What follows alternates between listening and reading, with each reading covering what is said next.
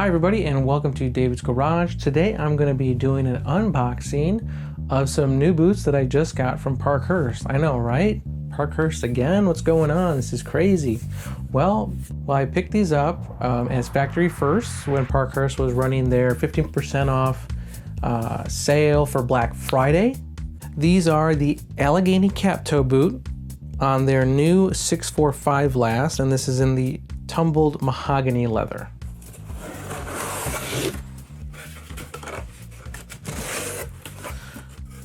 Here's a spare set of laces, a little thank you card, and they're packed in their boot bags. Very nice.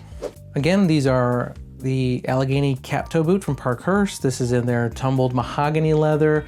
This is on their 645 last.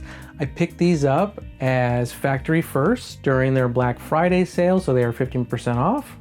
So if you guys aren't familiar with Parkhurst, again, Parkhurst, they're a boot company that's located in Buffalo, New York. They manufacture their boots out of Spain and Portugal. They have factories they contract with there.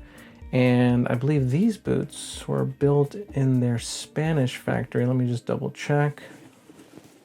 Yeah, okay, so it says on the tongue, made in Spain. So these were built in their Spanish factory.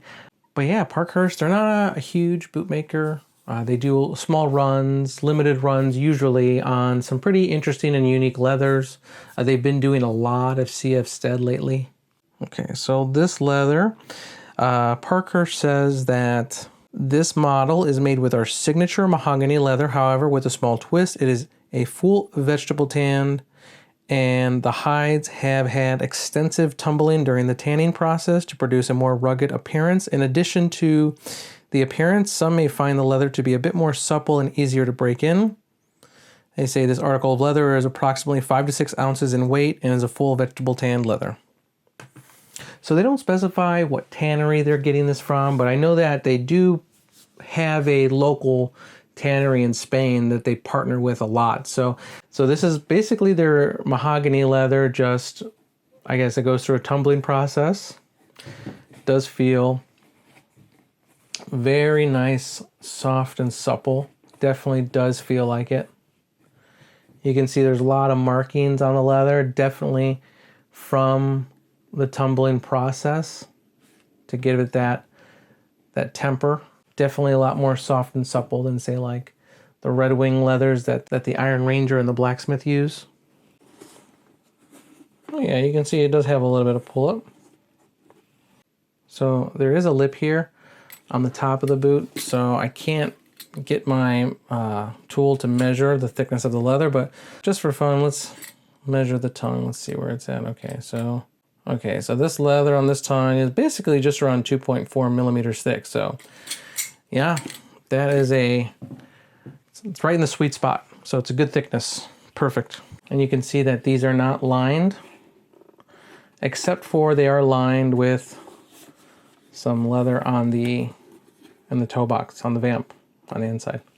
And this is a true cap toe. So this is a true second layer of leather right there. So let's talk about this last. So this is their new 645 last. It's kind of like the successor to the 602M last, because word online is that I guess Parkhurst will be discontinuing or be not using the 602M last as much as they have in the past.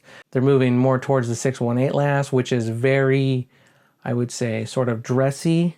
And then this 645 last is sort of the other end of like the heritage boot spectrum. It's supposed to be like that classic casual heritage, you know, in that Iron Ranger category. So I think that's what the 645 last is supposed to be. They do say it's a Munson style last, which means it has just a more anatomically shaped toe box.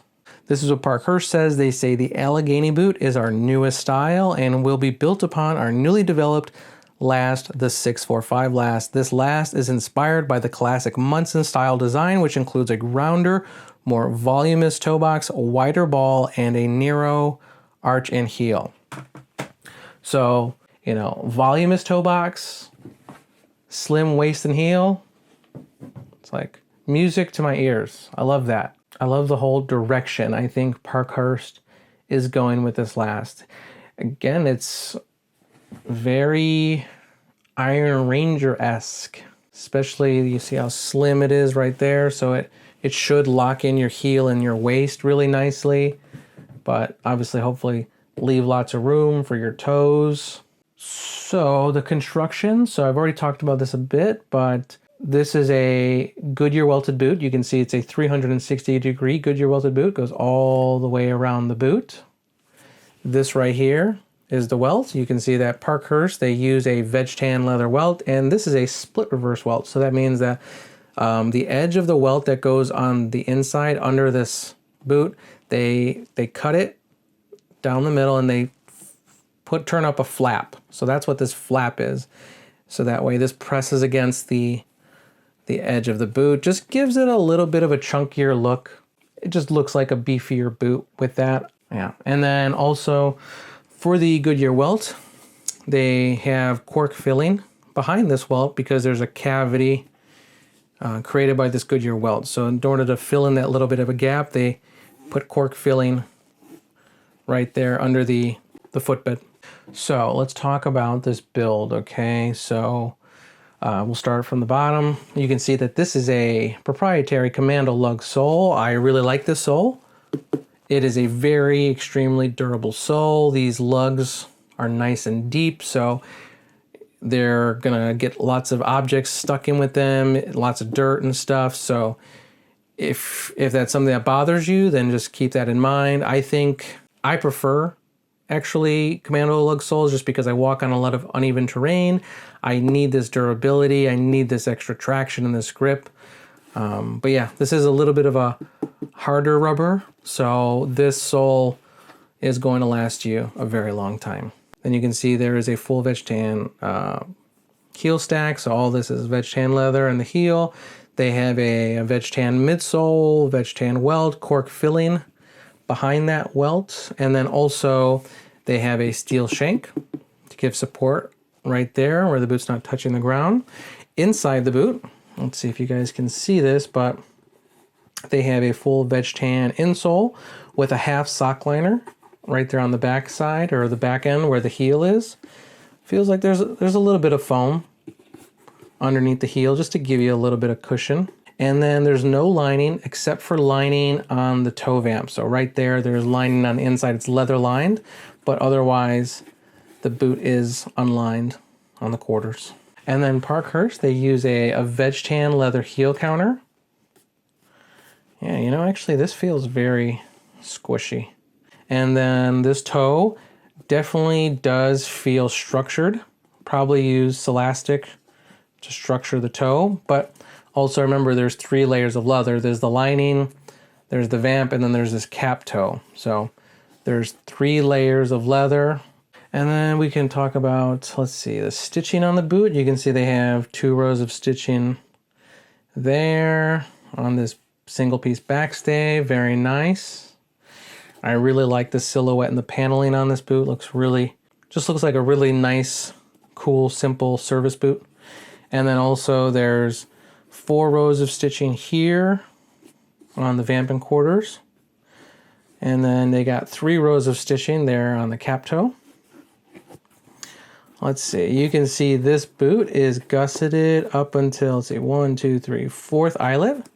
So right up until the 4th eyelet, it is gusseted. There is 1, 2, 3, 4, 5 eyelets, 3 speed hooks. Okay, you can see, let's measure this heel. So from the top of the welt to the bottom of the heel, this heel is, 1 1/4 inches tall. And then from the bottom of the outsole to the bottom of the heel, this heel is just about 1 inch. It looks like it's 2 millimeters short of 1 inch. Okay, and we'll measure the height. So from the very top to the very bottom of the boot, this boot is, looks like it is basically between 6 3/4 of an inch and 7 inches. So that's how tall it is. Now from the very top to the top of this welt, let's see, this boot is This boot is 5.5 inches tall. And then if we measure from the inside of the boot, this boot looks like it is a few millimeters short of 5 inches. Yeah, basically 2 millimeters short of 5 inches tall. So what are my impressions on the build quality and the finishing? Well, so you can see there's, a bit of creasing here. Actually, this is probably the Parkhurst boot where I've seen the most creasing just straight out of the box. Otherwise, yeah, it's a tumbled leather. It's a full veg tan leather, so because it's tumbled, it's gonna probably like enhance all of the just natural features and characteristics of the animal hide.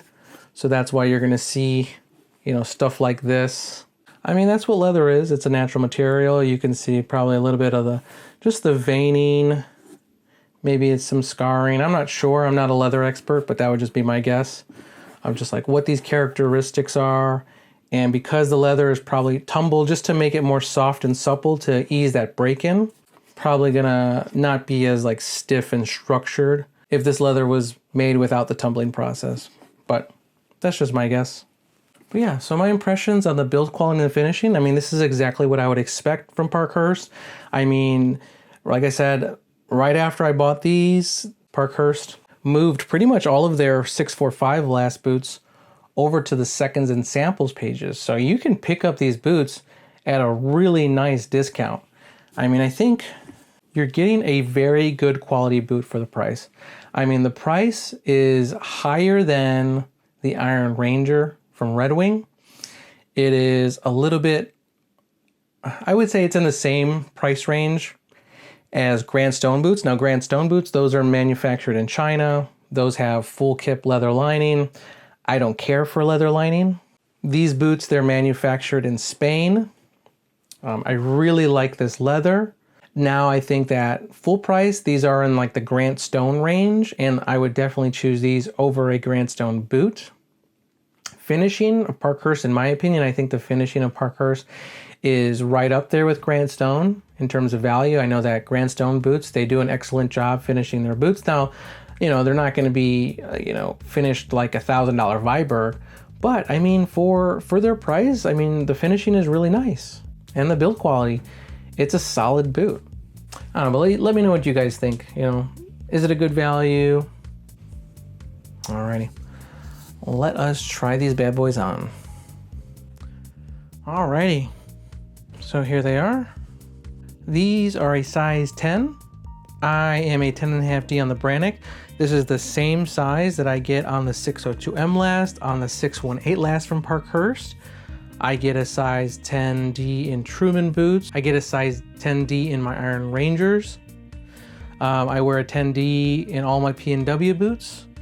And these fit perfectly. I can feel my waist and my instep being hugged really nicely. I can feel my heel is being cupped. I got a good amount of room in the toe box. So width-wise in the ball, I actually think that these are not as wide as the 618 last. But in front of my toes, I have probably about a finger's length in front of my toes right there in front.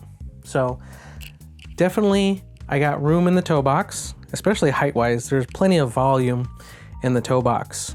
If anything, I can feel my toes right here are a little bit close to the edge, and I think maybe my pinky is just touching right here. So if you have a more square-shaped toe or foot, then you may want to go true to size. I mean, I think I will stick with this size, but it almost feels like this like corner front edge right here is a little bit too tapered. So you can see how it kind of like has a point right here, and they do describe it as a sort of Munson style last, which means it's going to be more anatomically shaped in the toe box. I just feel like they got lots of volume in the toe box with height. You see there's plenty of height, and they got lots of room right here by your big toe. At least mine does. I got plenty of room. I can feel like I got like a finger's length in front of my big toe, so that's not bad. I just think maybe they tapered the toe box a little bit too much here. They should have probably made it a little bit more squarish, a little bit more anatomical, probably a little bit more Munson-like in the toe box. That's what I think. But I still, overall, these fit me great. Obviously, I'll bring you guys an update if you want it on how they're wearing. Let's see, how is the arch support? Arch support is fine, just like your standard service boot, nothing special. How is the overall comfort? Yeah, they're you know, to me, Parkhurst, they're pretty darn comfortable out of the box. So I like my Parkhurst boots. Obviously, they're pretty stiff because they're brand new, but as I wear them more and more, and that footbed breaks in more, these will become more and more comfortable. But yeah, these are, I like Parkhurst straight out of the box. If you guys have tried the 645 last, you know, let me know how you guys are liking it. So, do I have any concerns? I would probably say my only concern is maybe, we'll see how this point where like my toe is pretty close right here. We'll see how that feels after wearing these boots for some time. You know what this last is sort of reminding me like in the toe box, not in the waist and the heel, but in the toe box. If you guys have ever tried H&W last from NYX, the toe box kind of sort of feels very similar to me as the H&W last from NYX. So just the toe box. That's what when I'm sitting here feeling it, kind of feels very similar to the H&W last in the toe box. But obviously, if you guys want me to bring you an update, let me know. Otherwise, that's everything I have for you guys today. I really do appreciate your time, and I hope you guys have a good rest of your day, and I'll see you on the next video.